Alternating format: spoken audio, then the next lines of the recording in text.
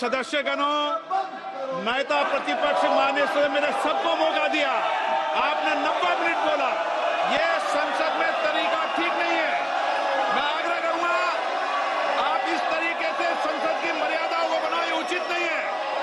आप जाइए बेंच में से, बैठिए। आपको पर्याप्त समय, पर्याप्त अवसर दिया। आपको 90 मिनट बोलने दिया और समय पूरा दिया। आपकी सभी सदस्यों को बोलने का अवसर दिया, लेकिन आप जब सदन के नेता बोलते हैं, जिस तरीके का व्यवहार करते हैं, ये संसदीय परंपराओं के अनुरूप नहीं है। और ये इतनी बड़ी पार्टी जो लेकर आप चल रहे हो, उसकी परंपराओं के अनुरूप भी नहीं है। ये 5 साल ऐसे चलने वाला नहीं है। माननीय प्रधानमंत्री जी। आदरणीय सभापति जी,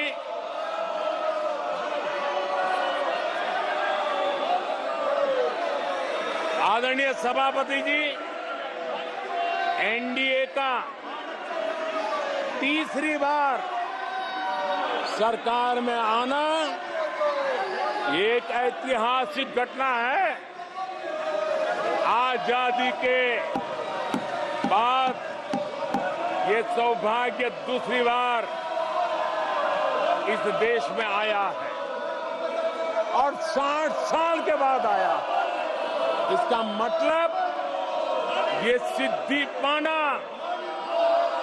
कितना कठोर परिश्रम के बाद होता है, कितना अभूतपूर्व विश्वास संपादन होने के बाद होता है।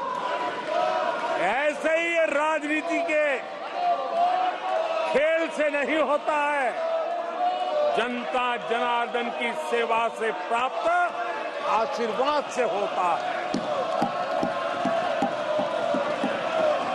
आदरणीय सभापति जी, जनता ने हमें स्थिरता और निरंतरता, इसके लिए जनादेश दिया। लोकसभा चुनाव के साथ ही आदरणीय सभापति जी, लोगों की नजर से यह चीजें जरा ओझल हो गई। लोकसभा के चुनाव के साथ साथ हमारे देश में 4 राज्यों के बीच चुनाव हुए और आदरणीय सभापति जी, इन चारों ही राज्यों में एनडीए ने अभूतपूर्व सफलता प्राप्त की है। अभूतपूर्व सफलता प्राप्त। हमने शानदार विजय प्राप्त की। महाप्रभु जगन्नाथ जी की धरती उड़ीसा ने हमें भरपूर आशीर्वाद दिया है।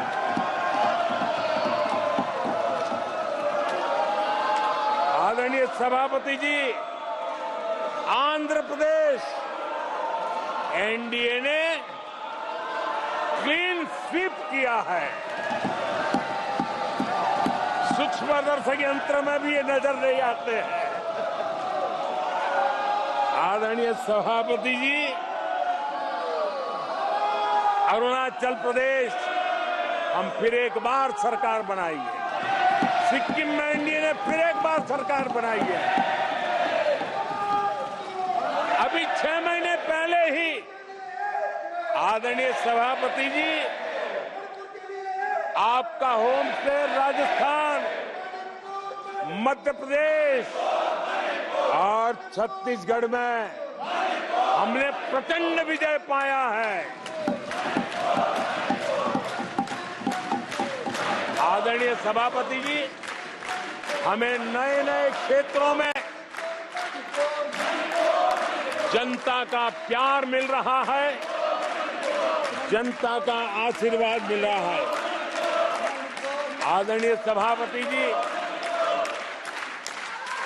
बीजेपी ने केरला में इस बार खाता खोला है और बड़े गर्व के साथ केरला से हमारे सांसद हमारे साथ बैठते हैं।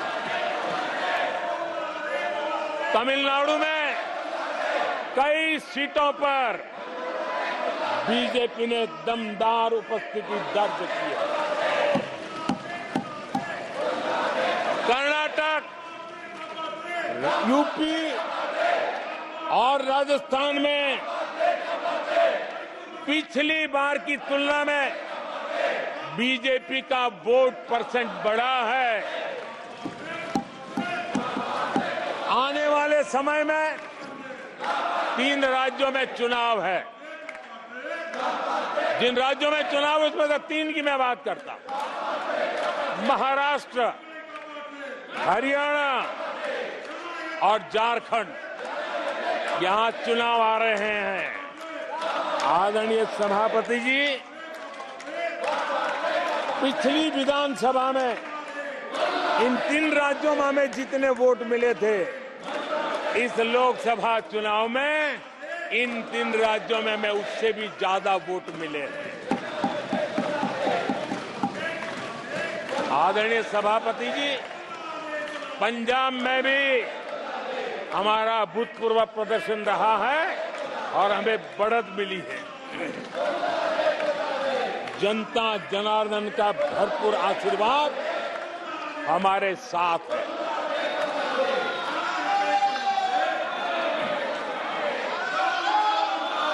आदरणीय सभापति जी, 24 के चुनाव में कांग्रेस के लिए भी इस देश की जनता ने जनादेश दिया है और इस देश की जनादेश है कि आप वहीं बैठिए,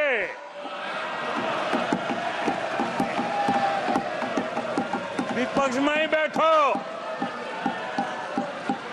और तर्क खत्म हो जाए तो चीखते रहो, चिल्लाते रहो।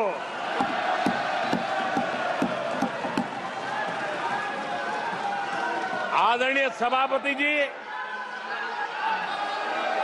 कांग्रेस के इतिहास का ये पहला मौका है जब लगातार 3 बार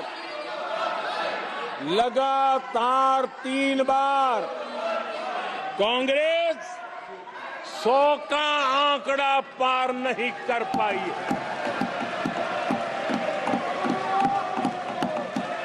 कांग्रेस के इतिहास में ये तीसरी सबसे बड़ी हार है, तीसरा सबसे खराब प्रदर्शन है। अच्छा होता कांग्रेस अपनी हार स्वीकार करती, जनता जनार्दन के आदेश को सर आंखों पर चढ़ाती, आत्ममंथन करती, लेकिन ये तो कुछ शीर्षासन करने में लगे हुए हैं।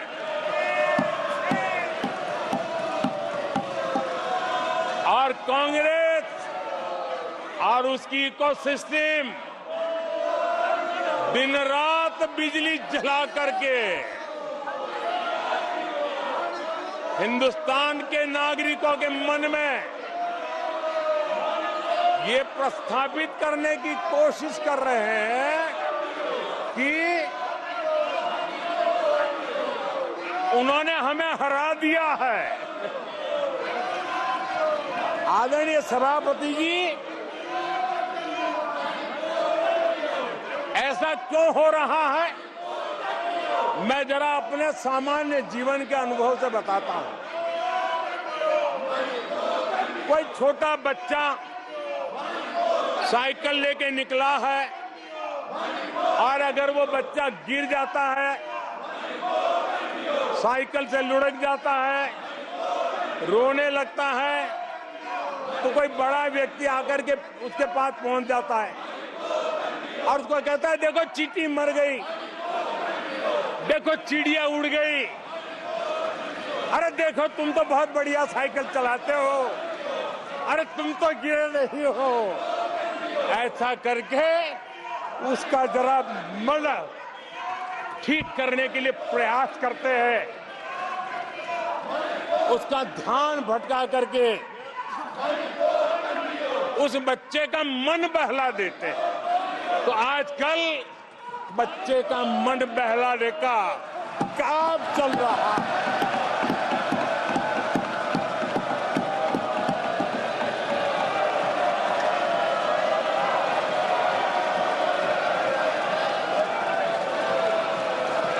और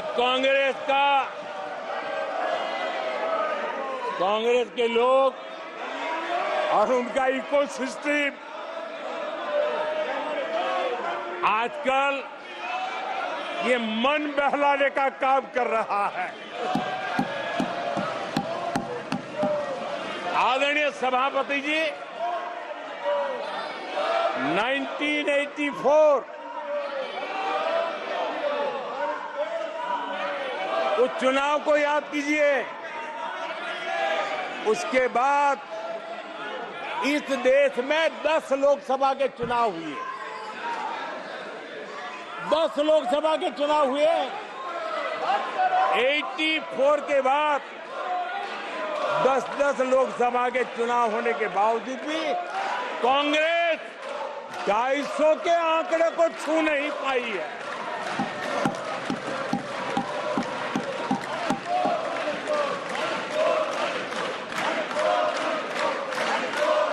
इस बार किसी तरह 99 के चक्कर में फंसे गए हैं।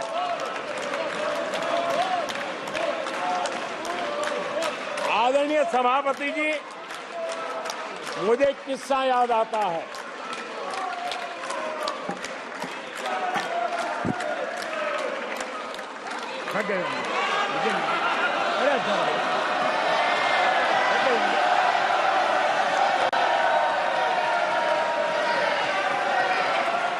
आदरणीय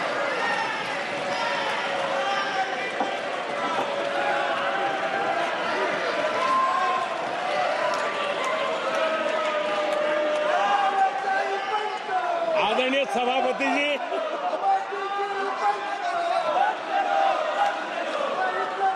मुझे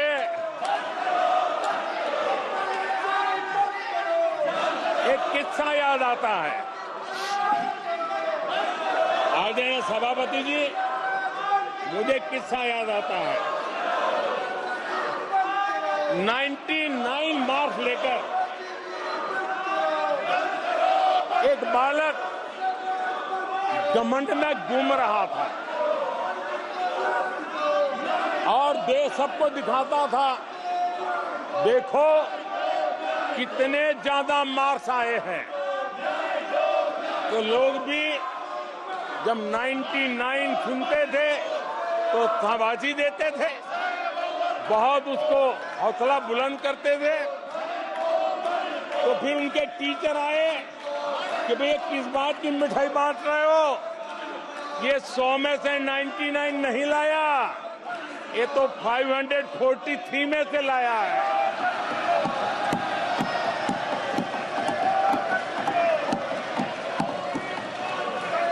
अब उस बालक बुद्धि को कौन समझाए कि तुमने फेल होने का वर्ल्ड रिकॉर्ड बना दिया है।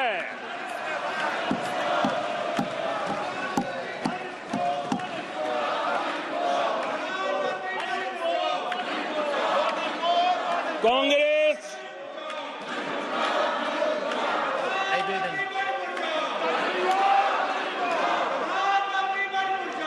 आदरणीय सभापति जी,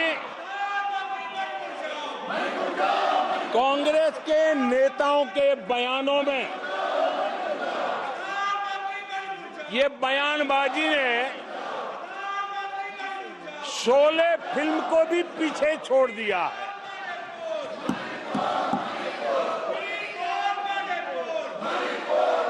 आप सबको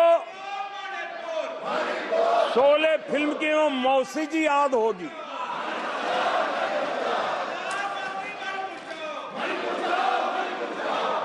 तीसरी बार तो हारे हैं, पर मौसी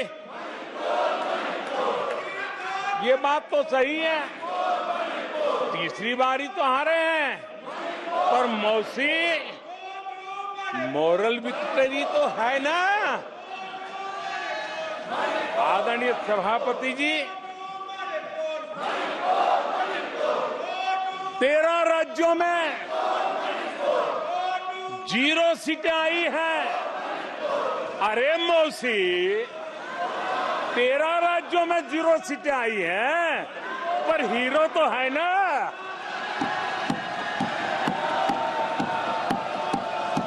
आदरणीय सभापति जी,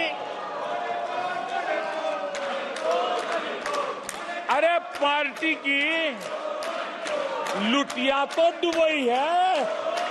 अरे मौसी, पार्टी अभी भी सांसें तो ले रही है।